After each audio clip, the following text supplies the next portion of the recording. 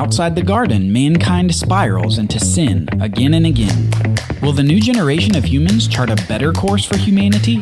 Find out today on the Bible Brief.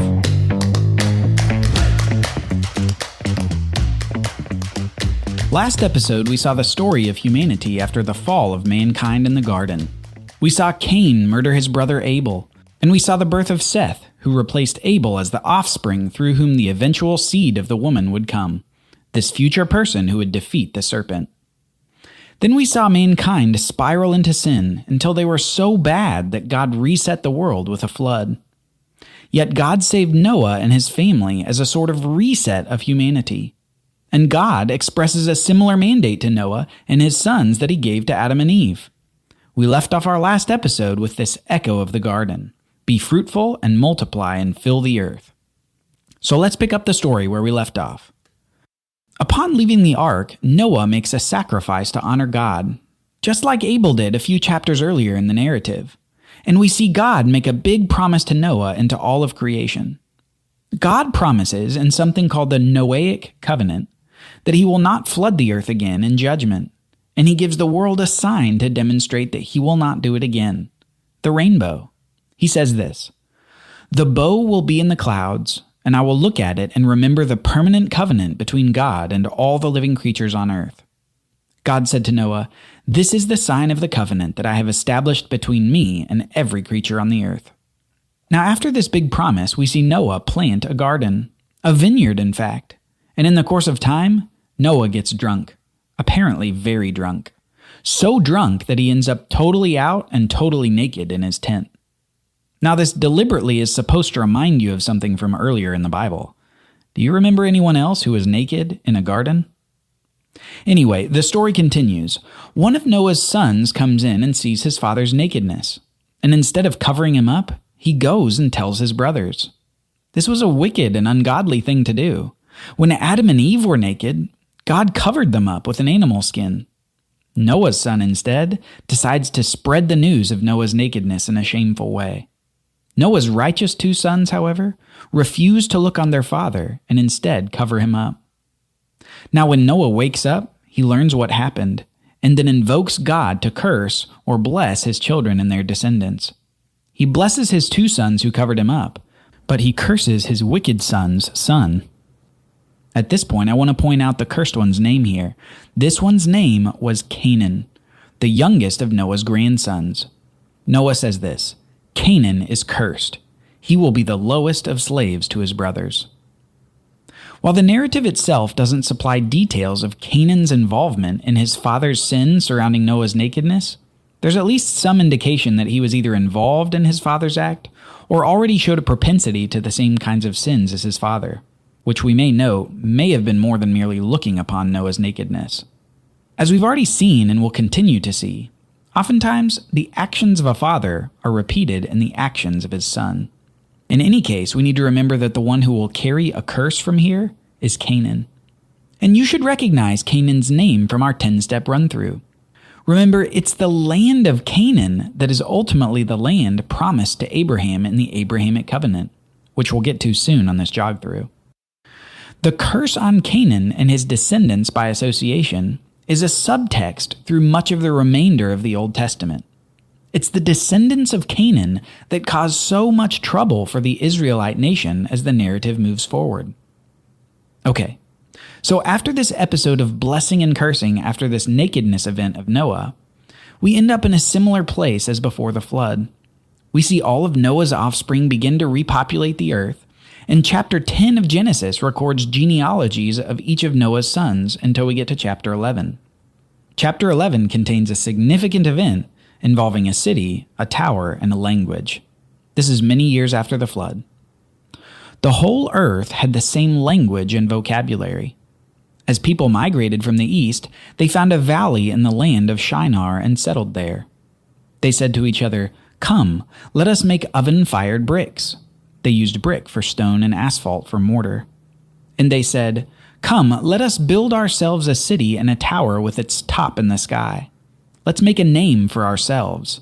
Otherwise, we will be scattered throughout the earth." I'll briefly stop here to note that the people are interested in honoring themselves and not God. They're building a monument to human achievement, and they are disobeying God by not filling the earth, which was part of God's mandate from the beginning. God had said to be fruitful and multiply and fill the earth. But instead, they are trying to concentrate in a particular place to avoid being scattered across the earth. Okay, back to the story. Then the Lord came down to look over the city and the tower that the humans were building. The Lord said, "If they have begun to do this as one people, all having the same language, then nothing they plan to do will be impossible for them. Come, let us go down there and confuse their language so that they will not understand one another's speech." So from there the Lord scattered them throughout the earth, and they stopped building the city. Therefore it is called Babylon, for there the Lord confused the language of the whole earth, and from there the Lord scattered them throughout the earth. This narrative introduces a city that we will come to know very well over the course of the Bible story. Sometimes this city is called Babel, but usually in the Bible, it's called Babylon. And I want to note a few things about this city. First, the city is a place of human achievement and human uplifting. You might call it the first city celebrating secularism and human power. We see the humans desiring something and having the ability to get that thing.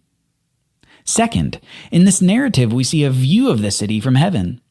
God sees that their plans will succeed, but he knows that their result will not be good.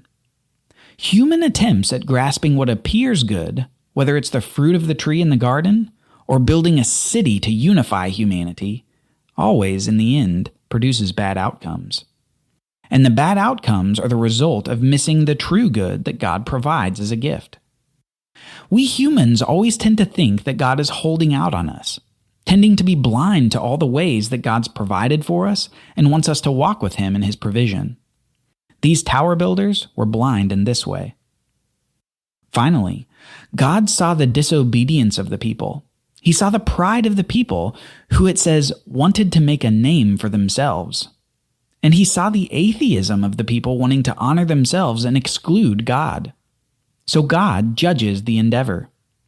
While the people desired a unified utopia without God, instead, God scatters them, differentiates their languages, and causes them to abandon their project. Babylon, the proud, disobedient, atheistic, humanist city, has been humbled, but we will see it crop up again later in the Bible. As you read the Bible, you should remember this city. With all that said, for the conclusion of this episode, I want to dwell on something that becomes somewhat of a theme in the first books of the Bible. We've talked about God's order in the garden, his mandates, his prohibition, that was completely inverted in the account of the fall of mankind. In the post-fall world, we now see mankind with new qualities. We see curses upon the man and the woman. We see the spiritual and physical death penalty in full force. We see the corruption of sin that pollutes the people repeatedly in the story. We've seen the nakedness, murder, deceit, more blessings and curses, and finally, to cap it off, we see humanity trying to build a monument to themselves. Outside of the garden, mankind struggles. The struggle involves rejection of God's authority, rejection of God's provision, rejection of God's direction, and even rejection of God's existence.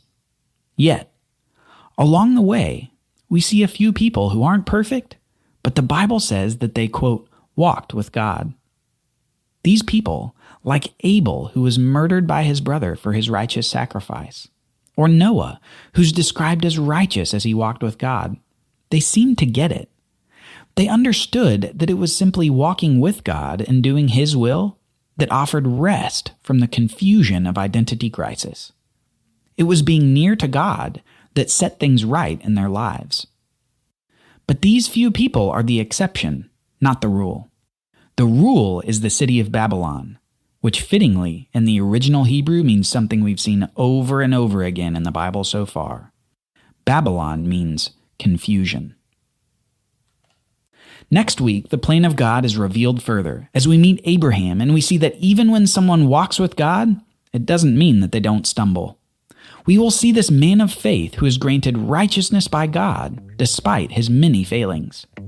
We'll see with Abraham that God uses imperfect people to establish his perfect plan. Thanks for listening to the Bible Brief.